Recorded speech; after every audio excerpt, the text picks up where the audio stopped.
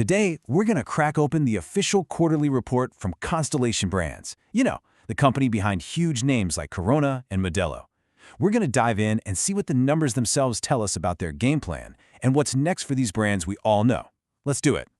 You might be thinking, a legal document? How boring is that? But trust me, hidden inside all that corporate jargon is a pretty fascinating story.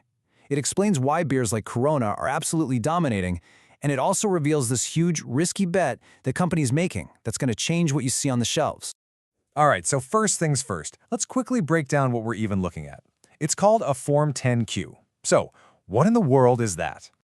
To put it simply, if a company's publicly traded here in the US, they have to put one of these out every 3 months. It's a no-fluff, legally required update on how business is going, and it's just packed with financial data. It's basically their report card for the whole world to see. And this is the real deal. This isn't some analyst's opinion or a news article. This is the actual document, straight from Constellation Brands to the SEC. You can't get any closer to the source than this. Okay, now we get to the real drama inside this report. You see, Constellation Brands is really two massive, totally separate businesses living under one roof. And, well, they are heading in completely different directions. So on one side, you've got their beer division. And it is an absolute juggernaut. It's crushing the competition, becoming the #1 beer business in the entire US based on sales. But then you look at their wine and spirits division, and it was struggling, big time.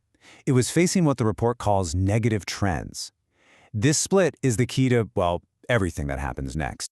And these aren't just abstract business units. These are the actual players in our story. You've got the beer titans, Modelo, Corona, Pacifico, and then on the other side, you've got some really well-known wine and spirits like Kim Crawford and The Prisoner. So, with the wine division struggling, what did they do? They didn't just cross their fingers and hope for the best. The report tells us directly, they launched this huge, multi-year strategy to completely pivot. They decided to stop trying to sell everything to everybody and focus only on the fancy, higher-end stuff.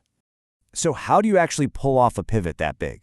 Well, it wasn't just a mission statement on a wall. It was a bold, real-world plan. They decided that the best way to get stronger was to actually get smaller first. And here's the playbook, right out of the report. Step 1, figure out which brands just aren't performing, specifically the cheaper, mainstream ones. Step 2, sell them. Just get them off the books in this big move they call the 2025 wine divestitures. And then step 3, rebuild what's left to be laser-focused on that more profitable, high-end corner of the market. Now that word, divestiture, it sounds super corporate, right? But it's just jargon for selling off a piece of your own company. It might sound a little weird, but it's a classic business move. You trim the fat so the rest of the company can be healthier and hopefully more profitable. And get this is the real kicker. They actually lost money on the sale. The report shows a $31 million loss. So you've got to ask, why would they do that? Because it was never about making a quick buck. This was a strategic sacrifice. They took a short-term hit to get rid of less profitable brands so they could pour all their energy into the ones with real growth potential.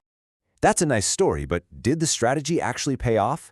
Well, now we get to put on our financial detective hats and see if the proof is really in the numbers. And what we find is a really interesting little mystery. Okay, here's our first big clue. Look at the company's total sales. They went down by about $800 million. I mean, that makes sense, right? You sell off a bunch of brands, you bring in less money. But now look at their profit, their net income. It went through the roof, from $294 million all the way up to almost $1.5 billion. So let's just pause on that for a second.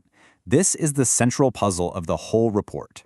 How on earth do you make $1 billion more in profit while bringing in almost $1 billion less in sales? It seems impossible. But the answer is hiding in one massive number from last year's report card. To solve this, we've got to understand one last piece of accounting jargon: goodwill impairment. Just think of it like this. Let's say a company buys another company and pays extra for its brand name and reputation. That extra amount is called goodwill. But if later on they realize, you know what, this thing we bought isn't worth what we paid, they have to take an impairment. It's basically a giant one-time expense on their books admitting, oops, we overvalued this. And here it is, the smoking gun.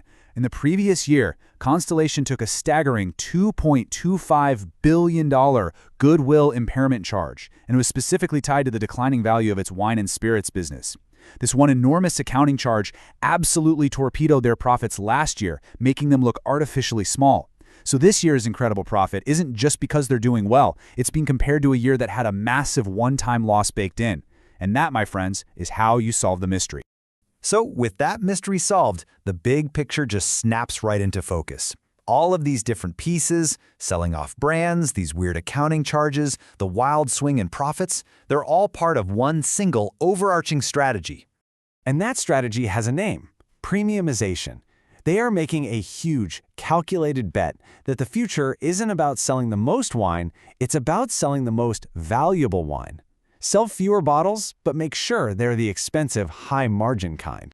And they're not being vague about it. The report gives us the exact breakdown.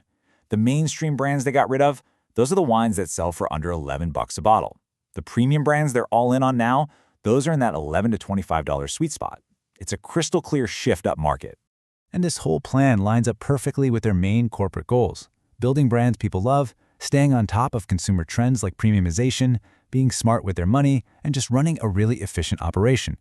Everything we saw in the numbers, the divestiture, the pivot, it's the real-world proof of this exact philosophy in action. So the next time you're in the store and you see a bottle of Modelo or Kim Crawford, you'll know the story behind it.